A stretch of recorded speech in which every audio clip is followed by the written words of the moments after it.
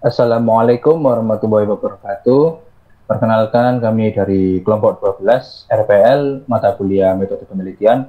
Pada kesempatan kali ini kami akan mempresentasikan hasil kerja kami dengan judul pengembangan aplikasi mobile alarm anti tidur berbasis verifikasi multifaktor dengan metode inkremental untuk meningkatkan kedisiplinan pengguna. Next.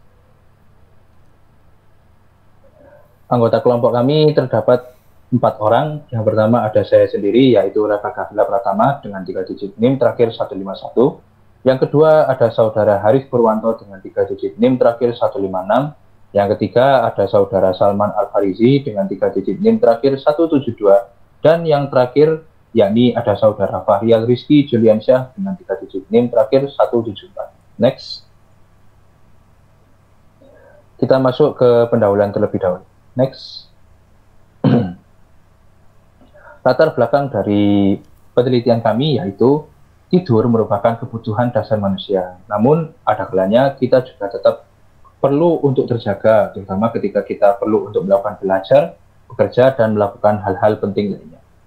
Namun, sangat disayangkan bahwa terdapat beberapa orang sering tertidur di waktu yang tidak tepat karena kelelahan dan banyak faktor lainnya. Hal ini bisa menyebabkan berbagai masalah, mulai dari tugas yang terbengkalai, produktivitas menurun, hingga risiko kecelakaan saat berkendara atau bekerja. Selama ini sudah banyak solusi yang dibuat untuk membantu mengatasi masalah ini, sebagai contoh seperti alarm konvensional atau alarm biasa, atau juga ada aplikasi untuk mendeteksi gerakan kepala yang digunakan pada sebuah alarm. Namun masalah ini tampaknya masih belum begitu efektif, karena aplikasi yang sudah diciptakan tidak benar-benar membuat pengguna sadar karena masih bisa dimatikan tanpa harus membuat pengguna sepenuhnya sadar. Oleh karena itu, perlu ada cara yang lebih efektif agar seseorang benar-benar terbangun dan tetap disiplin. Dalam penelitian ini, kami berencana mengembangkan aplikasi alarm anti tidur yang menggunakan verifikasi multifaktor. Artinya, sebelum alarm mati, pengguna harus melewati beberapa tantangan, seperti mengonfirmasi identitas dengan wajah, menjawab pertanyaan acak, atau melakukan gerakan tertentu. Dengan cara ini, pengguna tidak bisa asal mematikan alarm tanpa benar-benar sadar. Next. Penelitian ini berdasarkan beberapa rumusan masalah. Yang pertama, bagaimana cara mengembangkan aplikasi alarm anti tidur berbasis verifikasi multifaktor yang efektif untuk meningkatkan kedisiplinan pengguna. Yang kedua, ada metode verifikasi apa saja yang paling sesuai untuk memastikan pengguna benar-benar sadar sebelum mematikan alarm. Yang ketiga, bagaimana penerapan metode inkremental dalam pengembangan aplikasi ini agar berjalan secara bertahap dan optimal. Yang keempat, seberapa efektifkah aplikasi ini dalam membantu pengguna tetap terjaga dan meningkatkan kedisiplinan dibandingkan dengan alarm konvensional. Next. Tujuan dari penelitian ini ada 4. Yang pertama, mengembangkan aplikasi alarm anti tidur berbasis verifikasi multifaktor yang dapat membantu mencegah pengguna untuk tidur lagi. Yang kedua, menentukan metode verifikasi yang cocok untuk membantu mencegah pengguna melanjutkan tidurnya sesudah alarm dimatikan. Yang ketiga, menerapkan metode inkremental agar proses pengembangan aplikasi dapat berjalan dengan lancar dan meminimalisir kendala yang ada saat pengembangan aplikasi.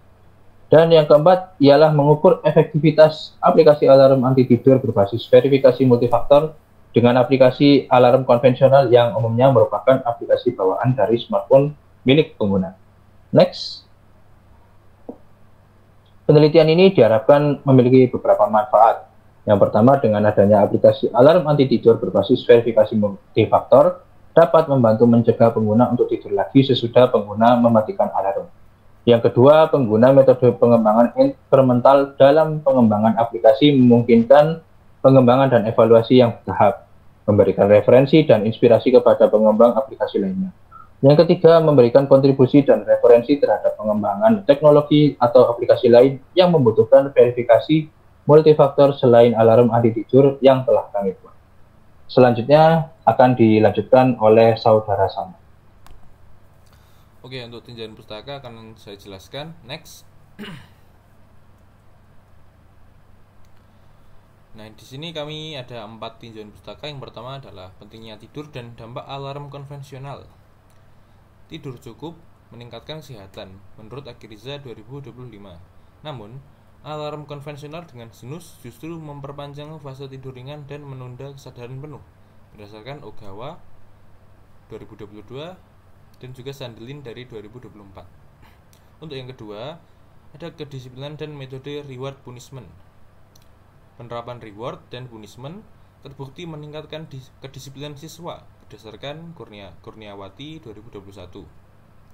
Prinsip ini diadopsi untuk memaksa interaksi sadar pengguna saat mematikan alarm. Untuk yang ketiga ada verifikasi multifaktor. Nah, di sini kami menggunakan verifikasi multifaktornya adalah wajah plus soal matematika. Ini sangat efektif cegah akses tidak sah berdasarkan Atmawijaya dan Radiah 2024. Diterapkan pada alarm untuk memastikan pengguna benar-benar sadar dan bukan sekedar mematikan alarm tanpa kesadaran. Yang terakhir, metode pengembangan inkremental. Untuk metode pengembangan ini bertahap dengan uji coba dan umpan balik di setiap fase berdasarkan Rahman 2020 dan Purbaya 2023. Meminimalkan risiko kegagalan dan mengoptimalkan fitur berdasarkan evaluasi pengguna. Next. Untuk metode penilaian silakan bisa dilanjut oleh saudara Fahrial. Baik, saya akan menjelaskan mengenai metode penelitian. Jenis penelitian. Nah, penelitian yang akan kami lakukan merupakan penelitian jenis Research and Development atau disingkat R&D. Nah, penelitian ini bertujuan untuk mengembangkan sebuah aplikasi mobile alarm anti tidur berbasis verifikasi multifaktor atau MFA. Pendekatan yang digunakan dalam penelitian ini ialah pendekatan kuantitatif yang berhubungan dengan numerik. Nantinya data akan didapat dengan menyebarkan kuesioner kepada pengguna yang telah menggunakan aplikasi alarm ini. Nah, dari data tersebut akan digunakan untuk mengukur tingkat efektivitas dan kepuasan pengguna terhadap aplikasi alarm anti tidur yang telah kami buat. Metode pengembangan yang digunakan dalam penelitian ini adalah metode inkremental, yaitu proses pengembangan dilakukan secara bertahap dan setiap tahap diuji serta dievaluasi sebelum melanjutkan ke tahap berikutnya.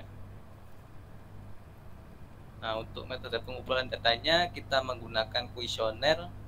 Jadi kuesioner diberikan kepada responden setelah menggunakan aplikasi untuk memperoleh data kuantitatif terkait pengalaman mereka atau user experience.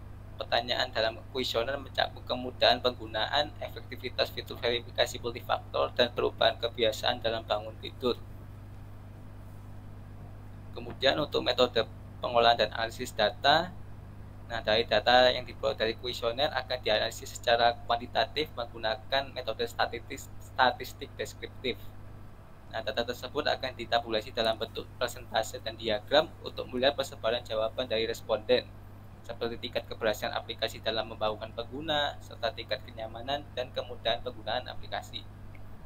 Sedangkan data dari observasi nantinya akan digunakan untuk mengevaluasi performa aplikasi secara langsung dan sebagai bahan pertimbangan untuk perbaikan pada tahapan pengembangan berikutnya. Dengan demikian, data yang diperoleh dapat memberikan gambarannya objektif mengenai efektivitas aplikasi yang dikembangkan. Nah, perancangan sistem alarm anti tidur ini nantinya akan dirancang untuk memaksa pengguna melakukan beberapa verifikasi ya, yang tadi yang verifikasi wajah dan verifikasi matematika untuk bisa mematikan alarm. Alarm ini berbasis reward dan punishment, memaksa untuk benar-benar disiplin karena jika pengguna gagal melakukan salah satu verifikasi, pengguna harus mengulangnya hingga benar untuk bisa mematikan alarm. Jadi alarm akan terus berdering hingga pengguna berhasil melakukan verifikasi. Verifikasi yang akan digunakan pada alarm tidur ini ialah yang pertama yaitu verifikasi wajah. Bekerja dengan meminta pengguna untuk melakukan scan wajah, memastikan bahwa pengguna sudah dalam keadaan sadar. Jadi nantinya pengguna akan di-scan, jika matanya terbuka maka pengguna bisa lolos. Verifikasi ini tidak akan bekerja jika gambar yang ditangkap berada di tempat yang gelap, memaksa pengguna untuk ke tempat terang.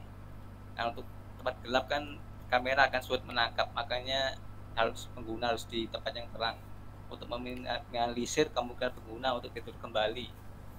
Kemudian verifikasi yang kedua yaitu verifikasi soal. Jadi setelah verifikasi wajah berhasil, maka akan dilanjutkan ke verifikasi soal karena ini sistemnya multifaktor authentication. Verifikasi soal ini akan diberikan jika pengguna berhasil menyelesaikan verifikasi wajah.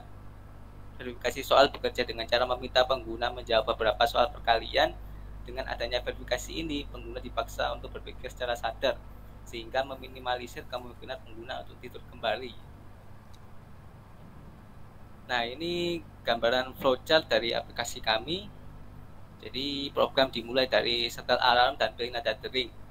Nah, di proses ini pengguna bisa memilih jam dan menit penyetelan alarm dan memilih nada dering atau sound, misalnya lagu favorit kalian untuk alarmnya. Nah, kemudian setelah nyetel, nanti akan muncul pengecekan kondisi, yaitu waktu alarm tiba. Nah, jika waktu alarm tiba, maka alarm digaya, maka alarm berdering. Nah, jika tidak, maka akan menunggu waktu alarm tiba. Nah, jika alarm berdering atau berbunyi, maka verifikasi dimulai. Nah, itu verifikasinya dimulai dari verifikasi wajah. Jika berhasil, maka akan memulai verifikasi soal perkalian ya. Jika gagal, alarm terus berdering, tidak lanjut ke soal. Jadi terus verifikasi wajah terus sampai berhasil. Nah, kemudian lanjut ke verifikasi soal perkalian. Nah, ini pengguna harus menjawab soal perkalian ya. Misalnya perkalian 2 angka kali 2 angka atau 1 angka kali 1 angka bilangan gitu. Nah, jika pengguna salah menjawabnya, maka alarm terus berdering, ulangi verifikasi soal perkalian lagi. Tapi diajak lagi verifikasi soal perkaliannya, pengguna jawab lagi sampai berhasil jawab. Jika benar, maka alarmnya berhenti dan program selesai.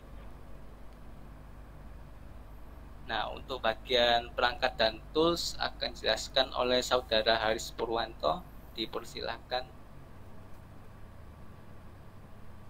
Lalu selanjutnya adalah perangkat dan tools. Yang pertama ada bahasa dan framework. JavaScript dipilih sebagai bahasa pemrograman utama untuk membangun aplikasi.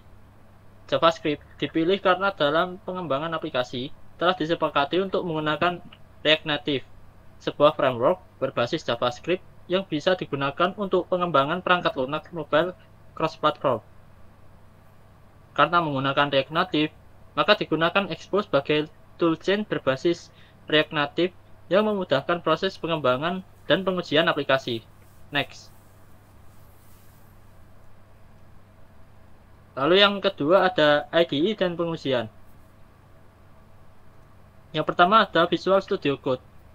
Visual Studio Code digunakan sebagai Integrated Development Environment atau IDE utama dalam menulis dan mengelola kode program dengan menggunakan beberapa extension yang support React Native dan JavaScript.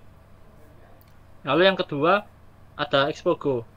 Expo merupakan aplikasi untuk perangkat Android dari platform Expo yang digunakan untuk menguji dan menjalankan aplikasi langsung pada perangkat Android tanpa perlu membangun file APK terlebih dahulu. Lalu yang ketiga ada Android Studio.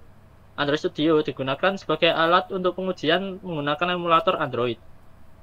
Android Studio bersifat opsional mengingat perangkat yang digunakan berbeda-beda sehingga digunakan Expo untuk pengujian menggunakan perangkat fisik. Next.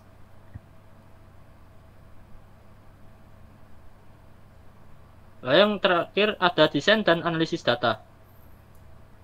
Untuk desain antarmuka menggunakan Figma untuk merancang user interface dan user experience atau UI UX sebelum diimplementasikan ke dalam aplikasi. Tools ini memungkinkan pembuatan prototipe interaktif dan desain visual yang konsisten, serta mendukung kolaborasi tim secara real-time.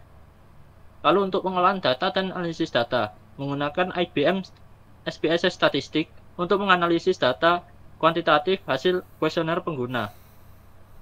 SPSS membantu dalam proses tabulasi, visualisasi data, serta analisis statistik deskriptif untuk mengevaluasi efektivitas aplikasi.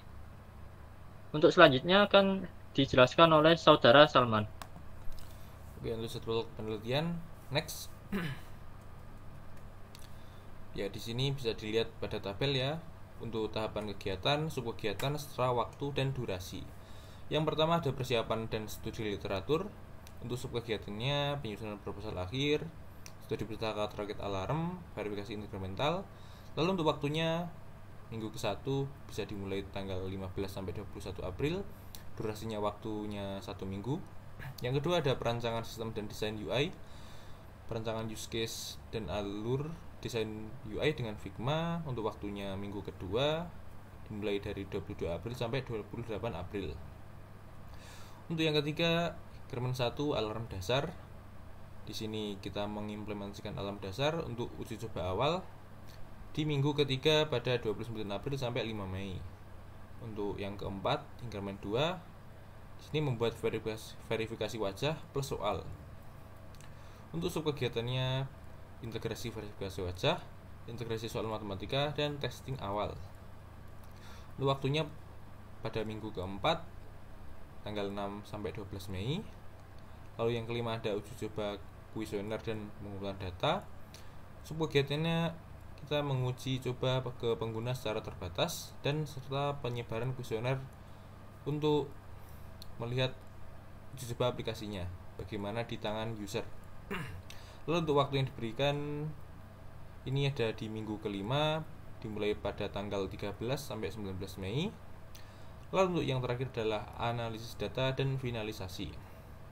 Untuk subkegiatannya meliputi pengelolaan data di SPSS, revisi aplikasi jika ada keluhan dari pengguna yang telah disebar kuesionernya tadi, dan yang terakhir ada penyusunan laporan akhir yang dilakukan pada minggu ke-6 dari tanggal 20 sampai 26 Mei. Next. Untuk anggaran penelitian, next. Di sini bisa dilihat ada 7 hal yang bisa kami rangkum pada estimasi biaya atau anggaran penelitian. Yang pertama ada perangkat lunak dan tools, estimasi biaya Rp0 karena tool dan perangkat lunak yang kami gunakan bersifat open source atau gratis ya, bisa diakses kapan saja dan tidak ada langganannya juga. Untuk hardware atau perangkat keras Rp0 karena menggunakan hardware sendiri. Lalu yang ketiga ada desain UI UX Rp0 juga karena kami menggunakan Figma yang gratis ya, tidak ada langganannya. Yang keempat untuk koneksi internet, ini estimasi biayanya sebesar 400.000 ya. Lalu yang kelima ada transportasi, untuk estimasi biayanya bisa sampai 500.000. Lalu yang keenam ada cetak laporan dengan estimasi biaya 100.000 sampai 200.000. Yang terakhir adalah cadangan biaya sebesar 400.000. Next. Ya, terima kasih. Mungkin hanya itu yang dapat kami sampaikan. Kami dari kelompok 12 mohon pamit undur diri. Assalamualaikum warahmatullahi wabarakatuh.